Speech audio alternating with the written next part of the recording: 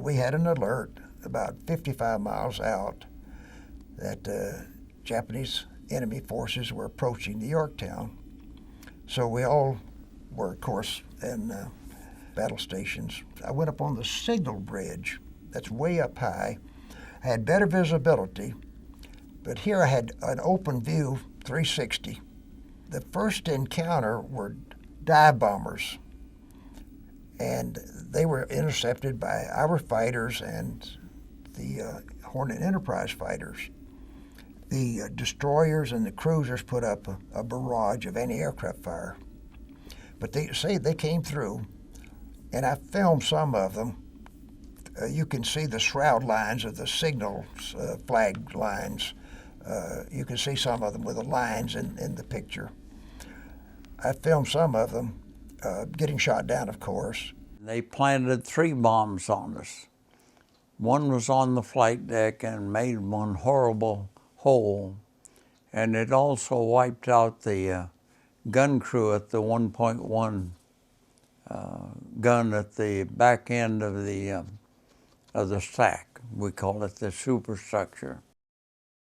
The bombs had blown out all the boiler fires and done some damage down there, and they went to work and they got steam back up, and the ship that had been dead in the water was moving again.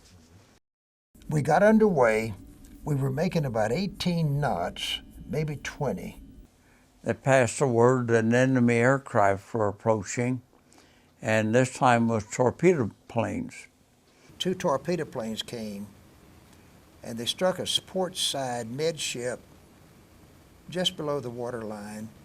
I saw them coming, and here's this white wake shimmering through the water right in front of me, and I'm filming, and then just about the explosion, it hit right under the 20 millimeter Marine battery.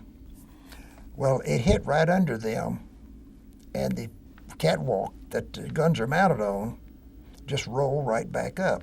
Suddenly the deck came up and whacked us in the ribs, and the ship immediately took a very steep list to the port side. It was just suddenly, wasn't a gentle list, it just went. So then I went back topside to see if I could help with anything, and wasn't anything to be done.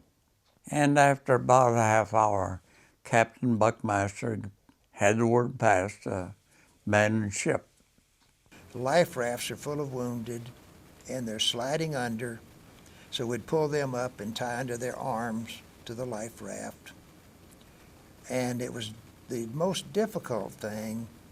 You're in the water, you have bunker B oil, it's giving off a gas, and you can't breathe, and you're throwing up or getting sick, and it burns your eyes, burns your nose, and you're gulping seawater and fuel oil. You asked if we felt a sadness leaving the Yorktown, and I said no, but when we got on the Portland, I found that there was, I don't know exactly how to describe it, but there was good feelings among the guys because they had survived.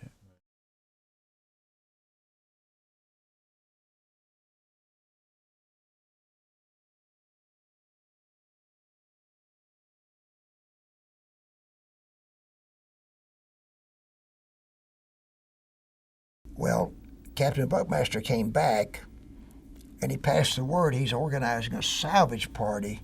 He got permission from Admiral Fletcher to try to go back and save the Yorktown. We thought you could be salvageable. So I stepped up.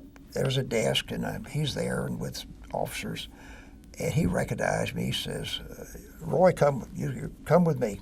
The Hammond was tied up snug on the starboard side bow, providing electric and pumps. And we were getting some of the boilers fixed where they could get up steam and get underway. And we had hopes of saving the Yorktown. We thought it was a good opportunity. We were optimistic.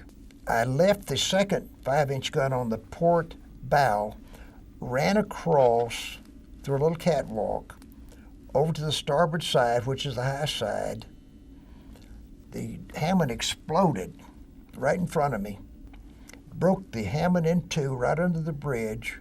When it sank, the 18 depth charges went down to their depth and exploded. And now it picks up the Yorktown, 27,000 tons, shakes it stem to stern, rocks it, and rolls it. People are blown overboard from the first torpedo hit under the Hammond. We took two on the starboard side.